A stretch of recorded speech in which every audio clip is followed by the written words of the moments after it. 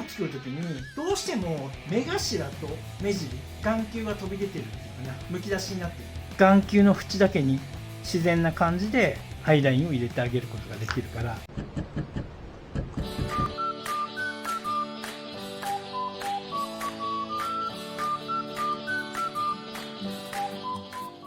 はい、お疲れ様です。西田前の北川です。今日もね、フェルト教室始めていきたいと思います。今回はね、猫作るときにみんなね、こう、目がうまく作れない人多いので、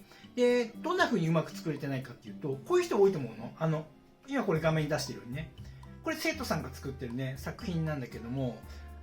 目を作るときに、どうしても目頭と目尻、その位置がすごくこうグッと広がってしまって、こう眼球が飛び出てるっていうかな、むき出しになってるっていうかな。本来こういう風になっててほしいのね。この目頭だったらこれぐらい。で、目尻もこれぐらい。自然だよね。ガラスがさ、むき出しになってることはないじゃない。で、なぜこれができるのか。どうやってこれを作るのかっていうのがみんな謎だと思うから。でね、あと、今まで出してるレッスン動画の中でも多分ねそこにねちゃんと触れてなくてなかなかいろいろ誤解を生んでたりとか、うまく作れない原因にもなってるなと思ったので、ね、ちょっと今回ね改めて解説します。こんな感じでねベース、目の全周をしっかりこう覆うように作ってあげるとこれがね解消されるので、ちょっとね目がうまく作れないっていう人はねしっかり見て真似してみてください。はい、それでは本編始まります。はい、今回はねちょっとねまぶたうまく作れない人が多いので、ちょっとね概念を変えた方がいいんじゃないかなっていうところで、ちょっとね違った視点からね話をしていきます。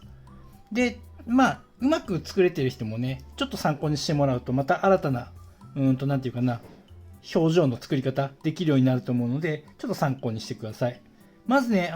ベースを作って、で最初こう目玉つけてこうまぶたつけるじゃない。でこの時のこのまぶたをつけるっていうそこの意識を変えた方がいいかなと思っていて、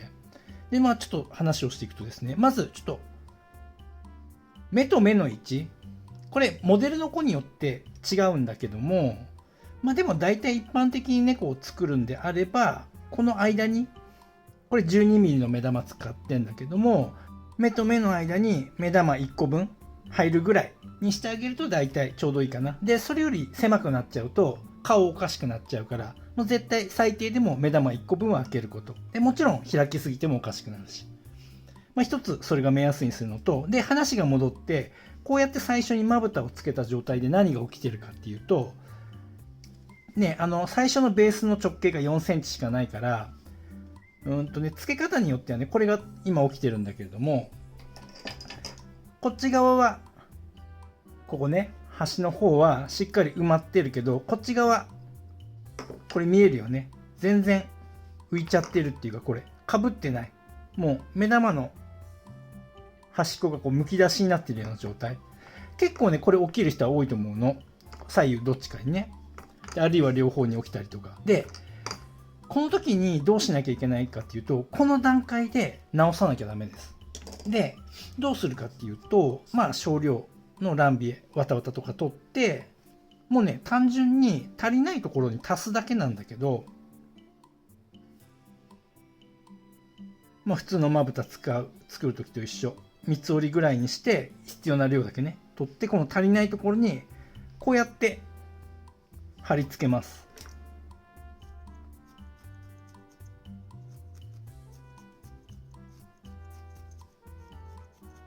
こんな感じでね、もうここはもうまぶた作る時の要領と一緒。横方向にまんべんなく刺していって、ある程度形を整えて、でガラスと綿の間針入れたり方向を変えて刺していく。でこういう風にすることで、さっきまでねこのむき出しになっていた目玉の部分、ここが綺麗に埋まる。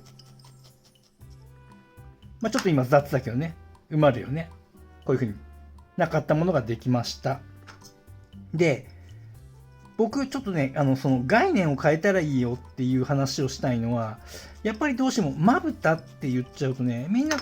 この時のまぶたの作り方でほぼ完成させようとしちゃうから、そうではなくて、今この段階でやってるのはまぶたそのものというよりも、目が動かないように固定するためのストッパーって思ってくれた方がいいかな。あるいはまぶたを作るための土台っていう位置づけにしてもらった方が多分ね、しっくりくるんじゃないかなと思って。だからここね、あんまりうまく綺麗にまだ被ってなくてもいいから、どうせ後からね、頬骨作る時に被っていくし、あと上まぶただってね、顔だんだん出来上がってきたら最後の方で被せてまたね、形作るから、この段階ではあくまでも目玉のズレを防止する、ここの場所に固定するストッパーっていう位置づけ。こっちもね、今薄いからね、足していきます。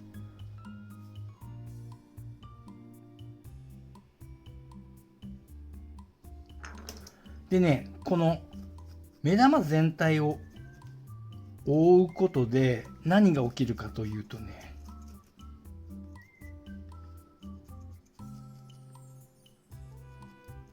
ちょっと待ってね。よくさ、起きがちなのが、まぶたを上と下かぶせることによって、この目尻と目頭がね、すごい開いちゃって、それこそここのガラスがむき出しになってる人って多いと思うの。で、それを防ぐことにもなるから、この目玉全体、ぐるっと円を全部、この綿でしっかり埋めてあげる。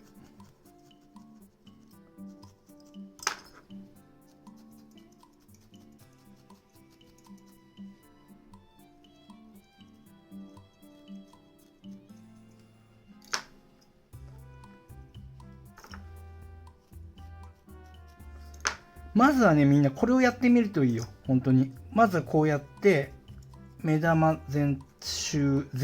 ね、全周を綿で囲んで、もう目がずれないようにしてあげる。これボンドで接着してないからね。で、こういう状態を作ってあげて、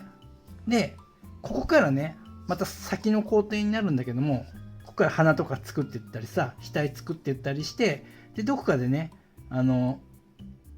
頬骨を作るんだけど、その時に今このまん丸な目玉眼球をこういう風に頬骨でかぶせるようにして下まぶたを作っていったり、あと上まぶたも一緒ね、ここもう少しかぶるような感じで固めていったりするようになるから、するとそうだな、例えば簡単にだよ、今ちょっと簡単にやるけども、イメージの話だからね、実際の作品とは違うんだけども、例えば上まぶたと下まぶたをね、こうやってつけるとしたら、極端な話よ、こういうふうに下まぶたをつけて、こうやって上まぶたをつけるじゃない。もう極端に単純にやるとこういうことね。で、こういうふうに目をさ、開いていくんだけど、いつものやり方だと、わかる？ここがね、この切り込みがすごく、ここがね、目頭も目尻も、この切り込みが大きくて、で、ガラスがね、むき出しになったりしてるんだけども、だけど、さっきやったように、この眼球すべてこのベース、なんていうかな、そのストッパーか。目玉のストッパーを作る。まぶたの土台を作るっていうことをやっておくと、この後こういうふうに、まぶたをかぶせて作ったら、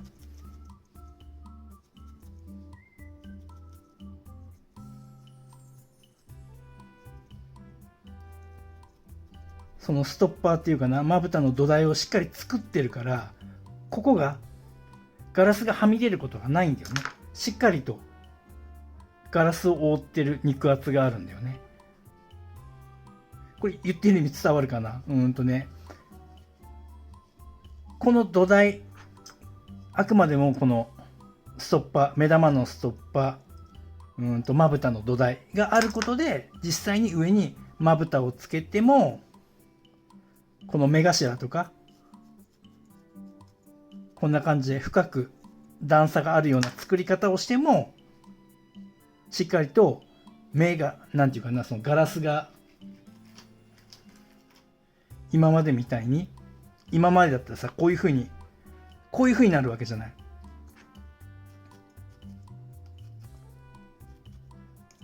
こういう状態が起きてしまうでしょ。このガラスがさ、むき出てるような、ここに何もない状態。そしてここに、例えばその、アイラインを入れるとさ、ちょっと今簡単に説明するためだからちょっと雑にやるけど、アイラインを入れちゃうと、なんかさ、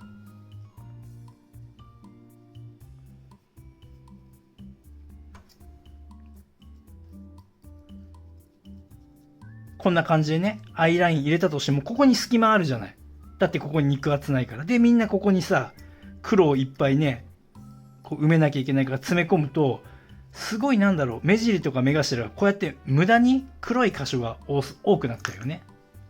だけど、ストッパーの役割をするこの土台の部分、目の前周をしっかりとこうやってかぶせてあげることで、で、その上に、まぶたをね、こうやって作ってあげたら、ちょっと本当はね、もっとしっかりやるんだけども、例えばここに同じようにアイラインを入れるにしても、さっきのこの前周を囲ったその土台の部分にこうやってアイラインを入れれるから、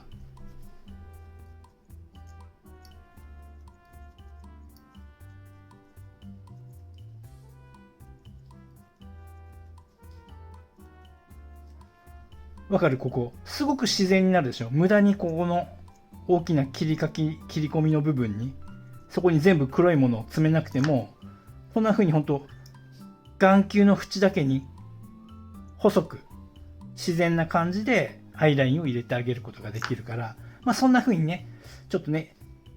意識を変えてっていうかな、やってみてほしいんだよね。で、話をちょっとね、元に戻してまとめると、今までこのベースの上に目玉つけて、まぶたってつけてたけど、そのまぶたを作るっていう概念ではなくて、こう目の前周をこういう風に覆って固定するための目のストッパーを作るんだっていう風に思ってほしいのね。で、それが、その目のストッパーが、こういう風に目にぐるっと全周を囲ってやるようにする。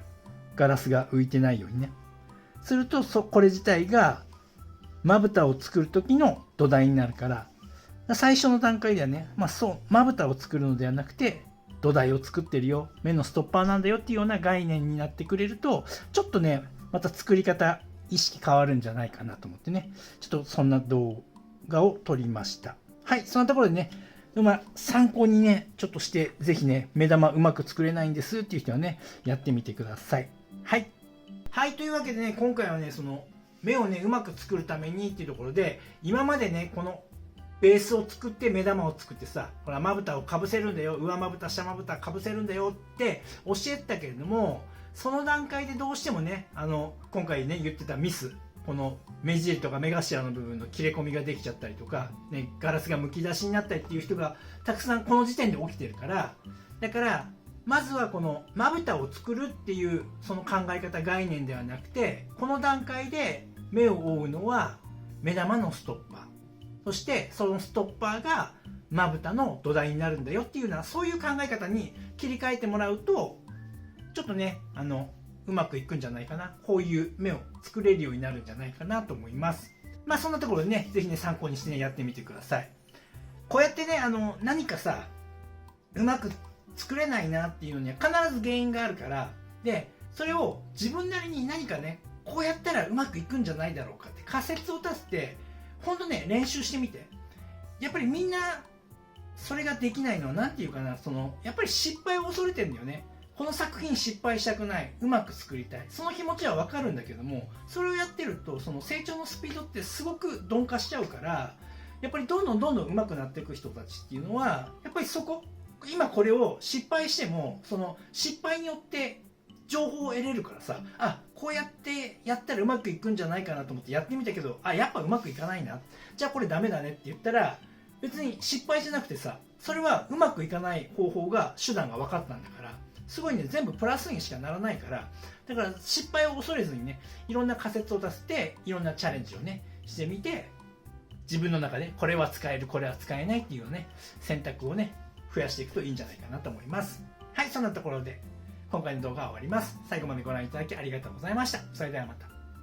ご覧いただきありがとうございます。このチャンネルは羊毛フェルト作家を仕事にして生計を立てている僕が、フェルト作家を目指している人やもっとスキルアップしたい人、そんな人に向けてリアルな作品の作り方だけではなく、誰も教えてくれない作家になるために必要な考え方、そういったことを発信しているチャンネルです。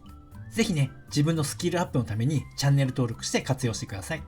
あと、公式 LINE もやっています。この公式 LINE に登録してくれた方にだけ、僕がやるオンラインレッスンなどの案内が届きます。僕から学んでみたいと思う方は、ぜひね、LINE 登録をお願いします。概要欄にリンクが貼ってあります。そこから登録してください。